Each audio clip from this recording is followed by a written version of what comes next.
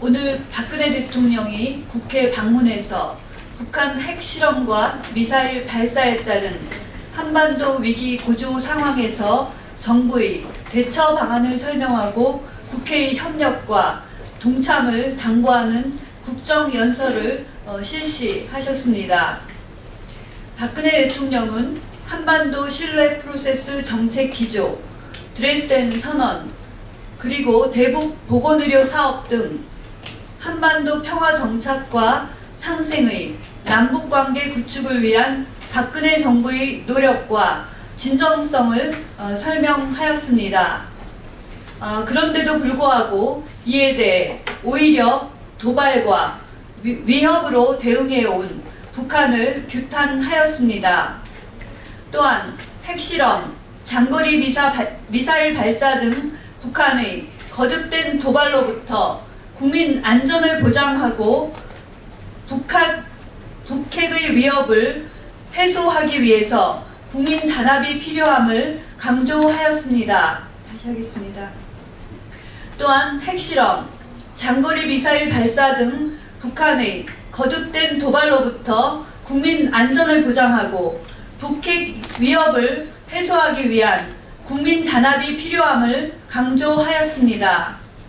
이를 위해 국가적 역량과 토대가 중요한 만큼 관련 법안인 테러방지법, 북한인권법과 노동사법을 포함한 각종 민생 법안과 경제활성화 법안 등의 신속한 처리를 위해 국회의 초당적 협조를 당부하였습니다. 이러한 대통령의 의지는 국민과 국가를 위한 것으로 국회를 비롯한 정치권은 적극 화답해야만 할 것입니다. 국가 안보에는 여야, 보수와 진보가 따로 있을 수 없습니다. 대통령의 말씀대로 북한 핵과 미사일의 1차적인 피해자는 바로 우리 국민입니다. 이 문제의 가장 직접적인 당사자 역시 우리 대한민국입니다. 그러한 만큼 국가 안보와 국민의 안위는 결코 정쟁의 대상이 될 수 없습니다. 지금은 불필요한 남남 갈등이나 국론 분열은 있을 수 없는 만큼 국민의 단합된 힘을 모아야 할 때입니다. 더불어민주당에 촉구합니다. 더불어민주당은 박근혜 대통령이 요청한 테러방지법과 북한인권법의 처리에 즉각 협조해야만 할 것입니다. 테러 등 다양한 형태의 위협에 대처해서 안보태세를 강화하는 테러방지법과 북한 주민의 삶은 아랑곳 없는 북한 정권으로부터 북한 주민을 지키기 위한 북한인권법의 국회 통과를 통해서 우리 국민의 단합과 국회의 단일된 힘이 북한의 의도를 저지할 수 있음을 보여주어야만 할 것입니다. 다시 하겠습니다.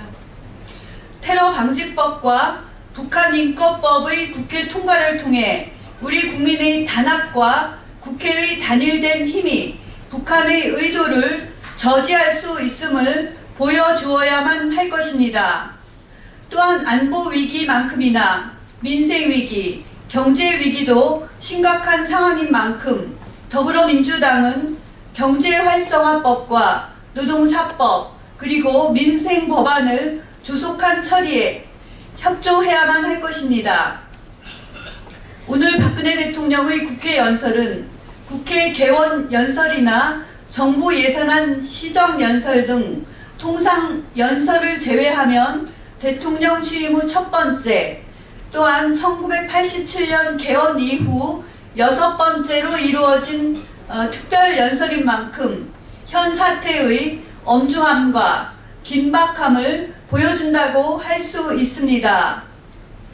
위기 극복과 국민 단합, 그리고 국론 통합을 위해 정치권은 현 위치에서 시급히 해야 할 일이 무엇인지 재인식해야만 할 것입니다.